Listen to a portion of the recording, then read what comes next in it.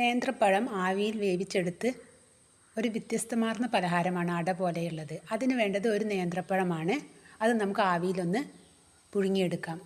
പിന്നീട് അതിൻ്റെ ഫില്ലിങ്ങിന് വേണ്ടി 1/2 കപ്പ് തേങ്ങ, 1 ടേബിൾ സ്പൂൺ പഞ്ചസാര, ഒരു 3 ഏലക്ക ചതച്ചത് നമുക്കതിലിട്ടിട്ട് തേങ്ങയിലിട്ട് മിക്സ് ചെയ്യാം. അട ഉണ്ടാക്കുന്നതിനുള്ള ഫില്ലിംഗ് ആണ് ഇത്. നമുക്ക് വേണമെങ്കിൽ ശർക്കര ഉപയോഗിച്ചിട്ടും ചെയ്യാം. ഞാൻ ഇവിടെ പഞ്ചസാര ഇട്ടിട്ടാണ് ചെയ്യുന്നത്. ഈ ശർക്കര പാനിയിലേക്ക് തേങ്ങ ഇട്ടിട്ട് നമുക്ക് അങ്ങനെ ആക്കാം ഫില്ലിംഗ് വേണമെങ്കിൽ.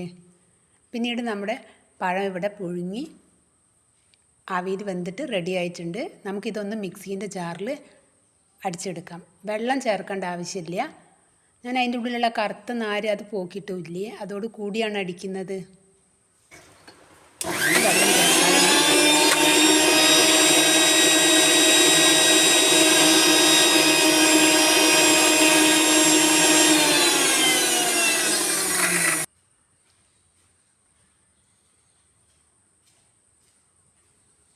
അങ്ങനെ അടിച്ചെടുത്ത പഴമാണിത്. ഇത് നമുക്ക് വേറൊരു പാത്രത്തിലോട്ട് മാറ്റാം.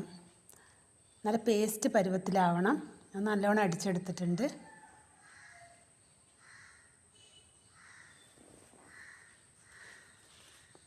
നല്ല പേസ്റ്റ് പരുവത്തിലായിരിക്കുന്നു. നമുക്കിനി അരിപ്പൊടി ചേർത്തിട്ട് ഇതൊന്ന് കുഴച്ചെടുക്കാം. ഞാൻ വറുത്ത അരിപ്പൊടിയാണ് ഇവിടെ എടുക്കുന്നത്. വറുക്കാത്തതോ വറുത്തത് നമുക്ക് ഇഷ്ടമുള്ള എടുക്കാം. നമ്മളെ കയ്യിൽ എന്താണോ ഉള്ളത് അതെടുത്തിട്ട് നമുക്കൊന്നത് കുഴച്ചെടുക്കാം.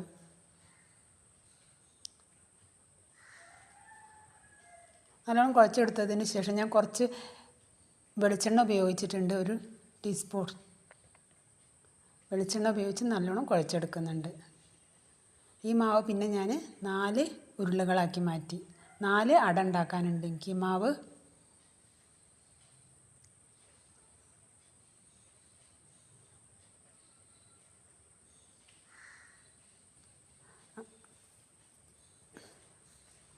ഇനി നമുക്ക് ഒരു 4 ഇല എടുത്തിട്ട് ആ ഇലയിൽ വെച്ചിട്ട് ഇതൊന്ന് കൈകൊണ്ട് പരത്താം.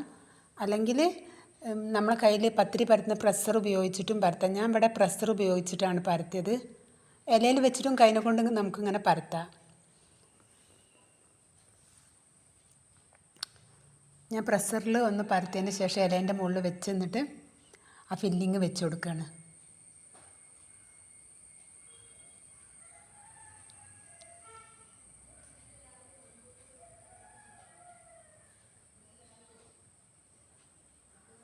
അങ്ങനെ ഞാൻ 4 എണ്ണം ഇവിടെ റെഡിയാക്കി എടുക്കുന്നുണ്ട്. ഇലയിൽ ഇങ്ങനെ ആവിയിൽ വേവിച്ചെടുക്കുമ്പോൾ നല്ല രുചിയാണ് തിന്നാൻ.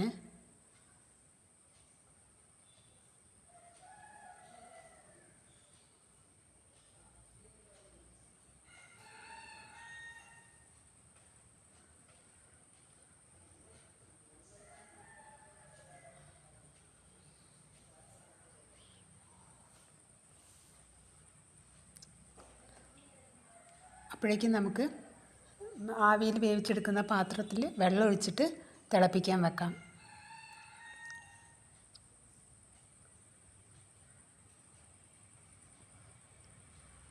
അങ്ങനെ ഞാൻ ഇവിടെ 4 എണ്ണം റെഡിയാക്കി കഴിഞ്ഞു.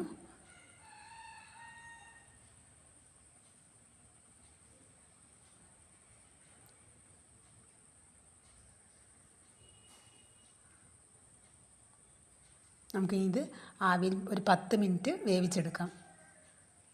മീഡിയം ഫ്ലെയിമിൽ വെച്ചിട്ട് വേവിച്ചെടുക്കാം. അങ്ങനെ അത് നമ്മുടെ അട ഇവിടെ റെഡിയായി. നമുക്കത് ഒരു പ്ലേറ്റിലോട്ട് മാറ്റിയിട്ട് തുറന്ന് നോക്കാം. ഇതാ ഞാൻ ഒരട പകുതി മുറിച്ച്, നല്ല രുചിയുണ്ട്.